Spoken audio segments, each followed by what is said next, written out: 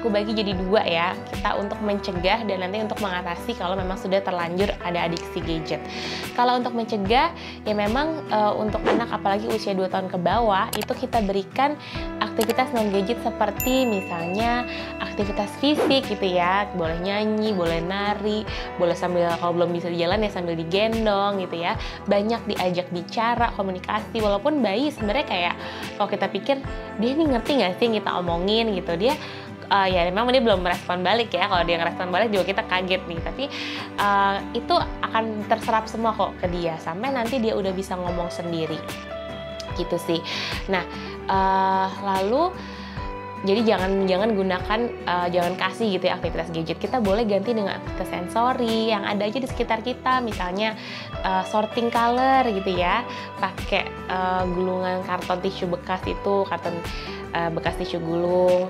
Lalu kita boleh pakai misalnya eksplorasi tekstur-tekstur gitu ya, yang basah, yang kering, yang mungkin yang kasar, yang lembut dan sebagainya. Nah itu untuk mencegah. Jadi banyak komunikasi, banyak interaksi, jangan kenalkan dengan gadget dulu nih. Untuk dia suara nggak apa-apa asal nggak ada gambarnya. Nah sekarang bagaimana kalau misalnya anak itu sudah terlanjur ketagihan gitu ya. Tanda-tandanya misalnya kalau misalnya kita tarik gadgetnya dia ngamuknya luar biasa gitu, sampai kita juga jadi bingung kadang nih kok ngamuknya keterlaluan banget. Nah untuk itu kita coba ukur dulu berapa sih durasi penggunaan gadget setiap harinya, karena kita harus punya dulu nih dasar waktunya ya, baseline-nya. Misalnya oke, kita perhatiin dalam seminggu ini penggunaan screen time-nya sekitar 3 jam per hari. Nah dan kita nilai itu kayaknya udah berlebihan deh dan bisa kita kurangi, apalagi kalau anak tadi udah menunjukkan tanda-tanda seperti itu. Oke, kita nggak bisa memang tarik langsung semuanya, kita coba kurangin sedikit-sedikit. Misalnya kita oke deh minggu depan kita kurangin ya jadi 2 jam 30 menit. Minggu depannya lagi 2 jam. Atau minggu terus ya berkurang sampai dengan sesuai dengan rekomendasi durasi.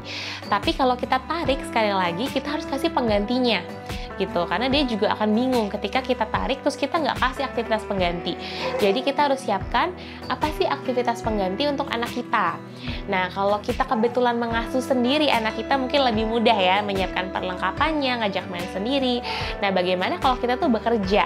Kalau kita bekerja sebaiknya kita memang mendelegasikan ke pengasuhnya. Nah kita bisa siapin tuh di weekend apa aja sih peralatannya. Nah sambil setiap hari kita jelasin kayak oh hari ini si Ade itu main ini ya, dia sikat-sikat binatang gitu, bersihin binatang.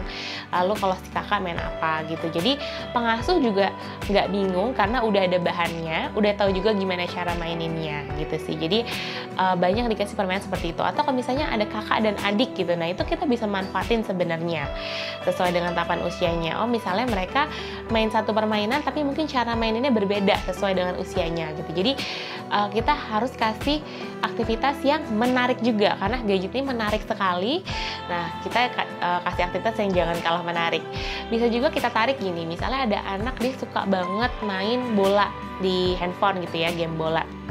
Nah kita coba ajak anak itu main bola beneran gitu ya. Kita boleh cariin komunitasnya atau mungkin sekedar tendang-tendang gitu atau melakukan hal-hal yang dia lakukan di games gitu, latihan-latihannya dan sebagainya. Jadi kita bisa mulai dari situ.